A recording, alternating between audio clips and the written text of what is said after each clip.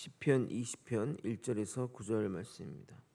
저와 번갈아 교독하고 마지막 절 함께 읽겠습니다.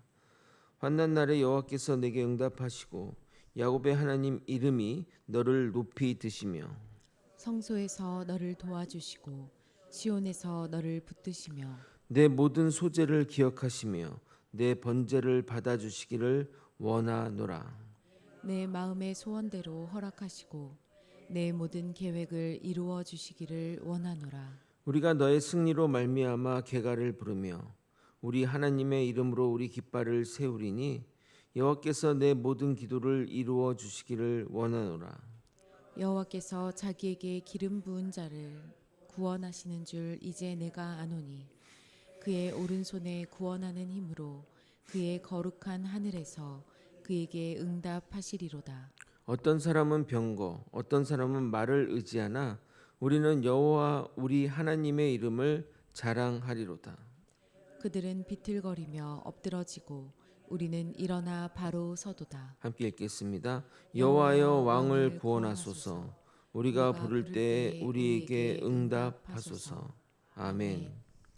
오늘 살펴본 시편 20편 또한 다윗의 시로서 왕이 전쟁 나가기 전에 백성들이 왕을 위해 드리는 공동체의 중보 기도입니다.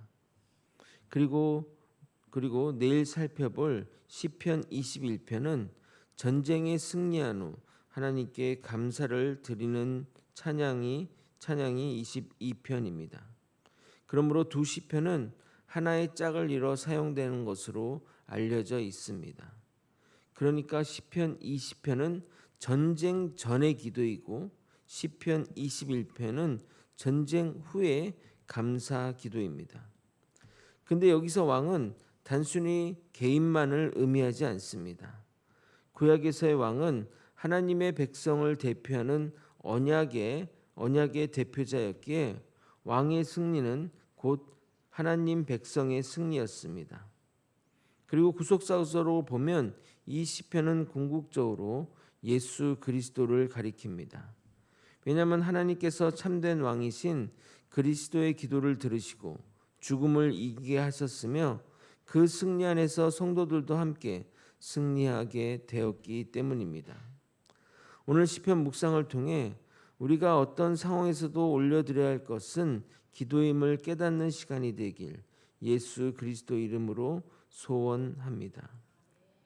사랑하는 성도 여러분, 사람은 누구나 자신의 삶에서 승리하기를 원합니다. 사업이 잘 되기를 원하고 자녀가 형통하기를 바라며 건강하게 살아가고 시험에 합격하며 삶의 문제를 척척 이겨내기를 원합니다. 그러나 우리가 승리를 원할수록 한 가지 질문을 던져야 합니다. 나는 무엇을 의지하고 있는가입니다. 세상 사람들은 눈에 보이는 것을 의지합니다. 돈을 의지하고 실력을 의지하고 인맥과 권력을 의지합니다. 근데 성경은 승리는 사람에게 있는 것이 아니라 하나님께 있다라고 말합니다. 오늘 시편 20편은 바로 그 사실을 우리에게 가르쳐주는 말씀입니다. 이 시편은 다윗이 전쟁에 나가기 전에 백성들과 함께 드린 기도문입니다. 생각해 보십시오. 전쟁은 곧 생사가 걸린 문제였습니다.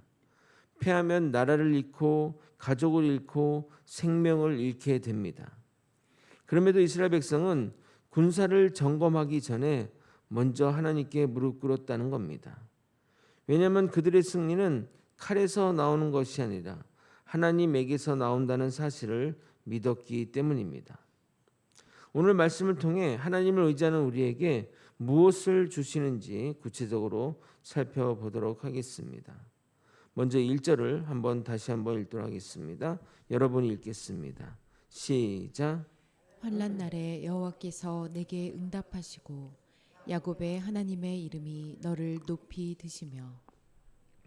이 구절 가운데 눈여겨볼 표현이 하나 있는데 그것은 바로 환난 날에입니다. 성경은 구원받은 우리에게 환난이 없다고 말하지 않으며 믿음이 좋으면 어려움이 없다고 말하지도 않습니다.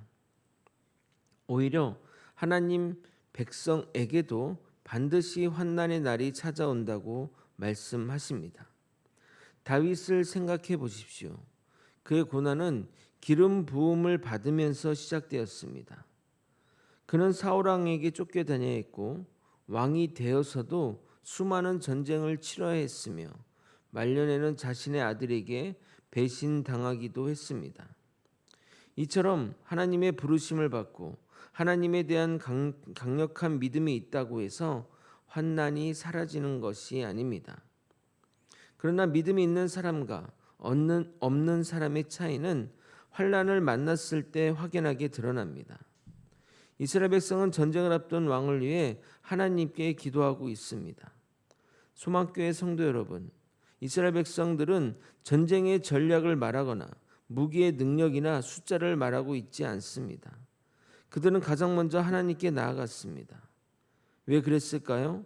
그들은 이미 알고 있었기 때문입니다. 전쟁의 승패는 하나님께 달려있다는 사실을 말입니다. 우리도 마찬가지입니다. 어려움이 찾아오면 가장 먼저 무엇을 하십니까? 사람을 찾아다닙니까? 인터넷을 뒤집니까? 잠을 이루지 못하며 걱정부터 하십니까? 아니면 하나님 앞에 무릎을 꿇습니까? 환난은 우리의 믿음을 시험하는 시간이기도 하지만 동시에 우리가 무엇을 가장 신뢰하는지 보여주는 시간이기도 합니다. 누가복음 강의에서 보았지만 예수님도 십자가 지시기 전 가장 먼저 겟세마네 동산에 기도하러 가셨습니다. 제자들에게 전략회의를 하자고 하지 않으셨고 도망갈 길을 찾지도 않으셨습니다. 단지 아버지 앞에 무릎을 꿇으셨습니다. 예수님의 승리는 바로 기도에서 시작된 겁니다. 우리의 승리도 마찬가지입니다. 기도는 마지막 수단이 아니라 가장 먼저 해야 할 일입니다. 2절을 읽겠습니다. 성소에서 너를 도와주시고 시온에서 너를 붙드시며. 성도 여러분, 성소는 어디입니까? 성소는 하나님의 임재를 상징하는 겁니다. 즉 우리의 힘은 세상에서 오는 것이 아니라 하나님의 임재에서 나온다는 사실을 알았기에 성소를 찾은 것입니다. 우리는 종종 문제를 해결하기 위해 환경이 먼저 바뀌기를 원합니다. 하지만 하나님은 환경보다 우리의 마음을 붙드십니다. 하나님이 함께 하시면 광야도 길이 되고 홍해도 마른 땅이 됩니다. 반대로 하나님이 함께하지 않으면 아무리 좋은 환경도 아무런 소용이 없습니다. 3절에서는 하나님께서 왕이 드린 제사를 기억해 달라고 기도하고 있습니다. 이것은 제사가 공로가 있다는 의미가 아닙니다. 이스라엘은 제사 가운데 하나님의 언약, 하나님이 약속해 주신 것을 기억하는 순간이 있습니다. 오늘 우리에게도 마찬가지입니다.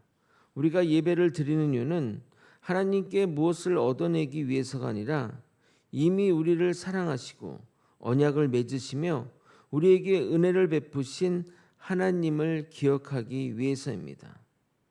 그래서 예배는 의무가 아니라 믿음의 고백이라고 하는 것입니다. 4절부터는 하나님을 의지한 자들에게 주시는 축복의 내용이 언급되고 있습니다. 4절을 여러분이 한번 읽어보도록 하겠습니다. 시작. 내 마음의 소원대로 허락하시고 내 모든 계획을 이루어 주시기를 원하노라. 이 기도문을 오해해서는 안 됩니다. 이 구절이 원하는 것은 무엇인지 이루어 달라는 그런 말은 아닌 것입니다. 왕의 소원은 자신의 영광이 아니라 하나님의 백성을 지키는 것이었습니다. 즉 하나님의 뜻을 위한 소원은 하나님께서 이루신다는 말씀이라는 겁니다. 우리도 마찬가지입니다.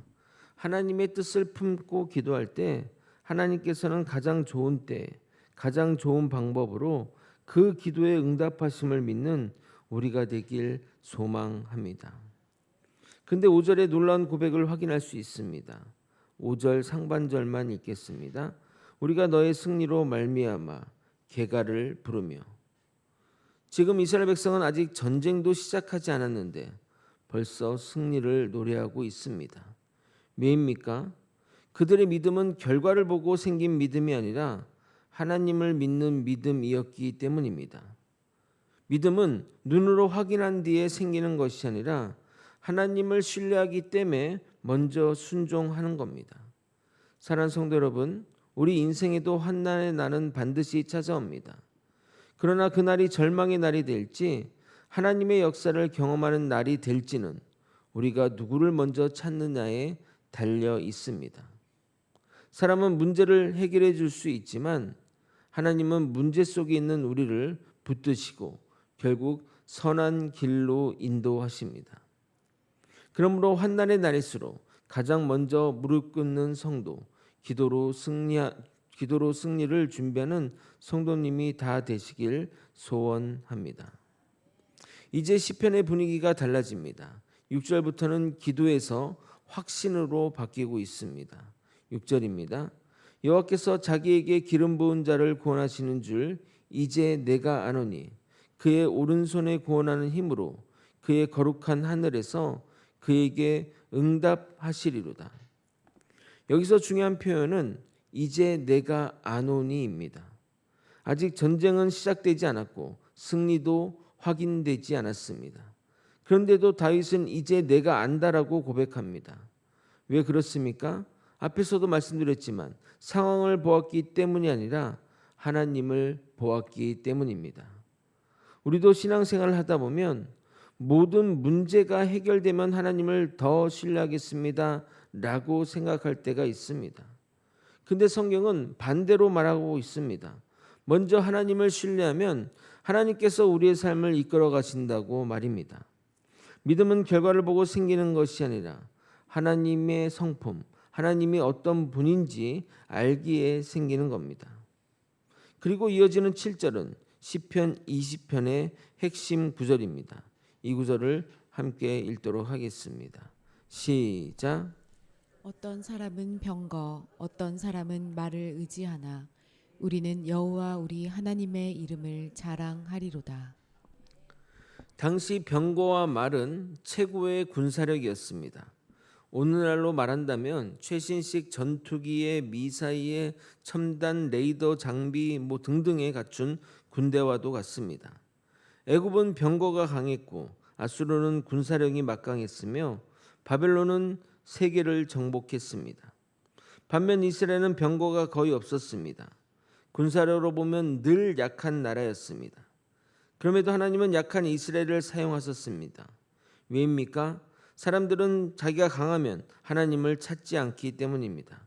그러나 자신의 연약함을 아는 사람들은 하나님을 붙들게 됩니다. 우리도 마찬가지입니다. 건강이 좋을 때는 하나님보다 자신의 몸을 더 신뢰합니다. 경제적으로 여유 있을 때는 하나님보다 통장을 믿기 쉽습니다. 실력이 뛰어나면 하나님보다 자신의 능력을 의지하기 쉽습니다. 그러나 하나님께서는 우리가 의지하는 대상을 끊임없이 물으십니다.